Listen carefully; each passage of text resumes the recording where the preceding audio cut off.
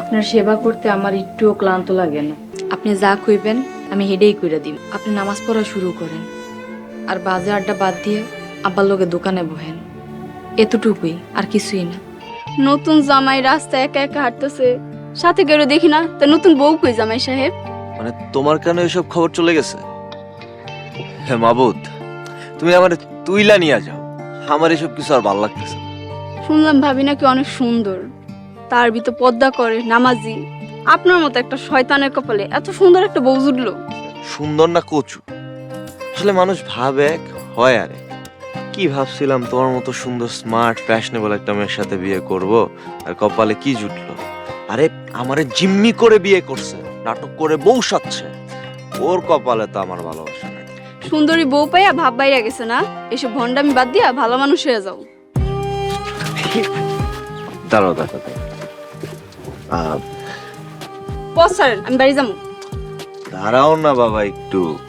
রুনা, ওর সাথে একটু কথা বলে মনটা হালকা করি। মুন্না ভাই বাড়ি যান, বাড়ি গিয়া ভাবি লগে গল্প করেন, তাইলে মনটা ভালো লাগবে। ওর সাথে আমি গল্প করবো? আমার মাথা খারাপ। আরে ওরে দেখলেই তো আমার মাথার মধ্যে রক্ত উঠে যায়। হ্যাঁ, আমার ভাই তো অনশন করছে, আমাকে জিম্মি করে বিয়ে করছে, আমার পরিবারের মান সম্মান নষ্ট করছে। মুন্না ভাই, মায়ের আপনার কত ভালোবাসে, আফসোস এটা বুঝার ক্ষমতা আপনার হইল না। সময় থাকতে ভালো হয়ে যান, নয়তো পরে পস্তাইবেন। আমার সময় খারাপ দেখা তুমি আমারে জ্ঞান দিবা? ভালো কথা যেমন বড়রা ছোট করে কইতে পারে, তেমন ছোটরা বড় করে কইতে পারে। আমি এখন আহি।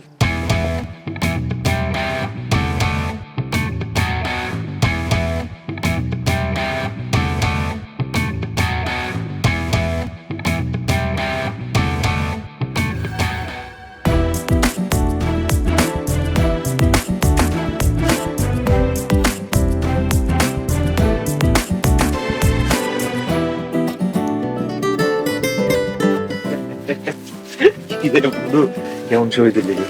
ফার্স্ট ক্লাস ছবি তুলছি বন্ধু। হ্যাঁ, সুন্দর উঠছে। কিন্তু বন্ধু তুই এই ছবি দিয়ে কি করবি? তুই তো বিবাহিত, ভাবি দেখলে ঝামেলা করবো না? ধর বেটা, ভাবি ওটা ভাবি না, এটা দুশ্মন। চল, চা খাইতে মন চাইতেছে। ছবি দিয়ে কি করবো রাস্তায় হাঁটতে হাঁটতে বুঝাই দিচ্ছি তোর। ঠিক আছে, চল চল। কি রানছে একটু দেখি। মা ডাকছেন আমারে? ডাকছি মানে? ডাকতে ডাকতে আমার গলা শুকিয়ে গেল গা। আর এখন আয়া কইতাছে মা আমারে ডাকছেন।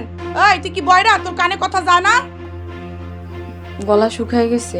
আচ্ছা পানি লই আইতাছি। এই ঢং বন্ধ কর। দুপুরের জন্য কি রান্না করছো সেটা কর।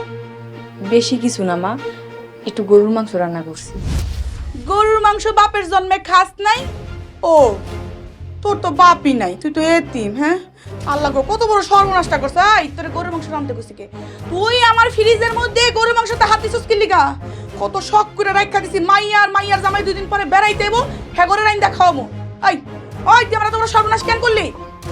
আমার ভুল হয়ে গেছে মা, এরপর থেকে কোনো কিছু রান্না করলে আমি আপনার জিগায় রান্না করব।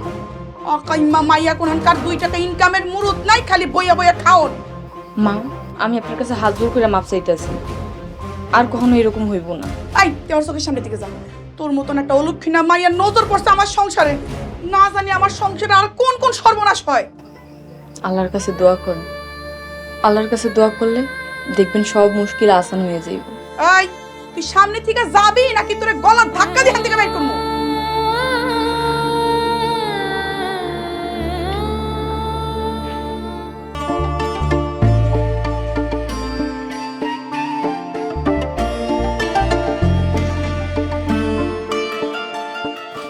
এতক্ষণ কই ছিলি?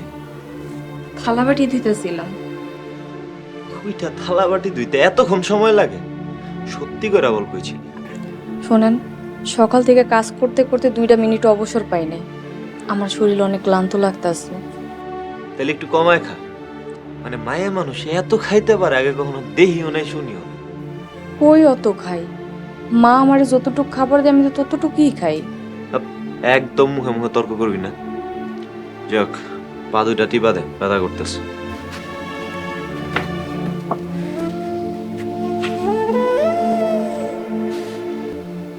আপনার সেবা করতে আমার একটুও ক্লান্ত লাগে না, উল্টা আরো অনেক ভালো লাগে। আপনি যা কইবেন আমি হেডেই কইরা দিম, কিন্তু আপনার কাছে আমার দুইটা অনুরোধ রাখবেন। কি লাগবো তাড়াতাড়ি কম, আমার হাতে সময় একদমই কম। 2 ঘন্টা ঘুমায় আড্ডা দিতে যাইতে হবে। আপনি নামাজ পড়া শুরু করেন আর বাজে আড্ডা বাদ দিয়ে আব্বার লগে দোকানে বহেন, এতটুকুই, আর কিছুই না। ভাই, আমার একদম জ্ঞান দিতে আসবি না।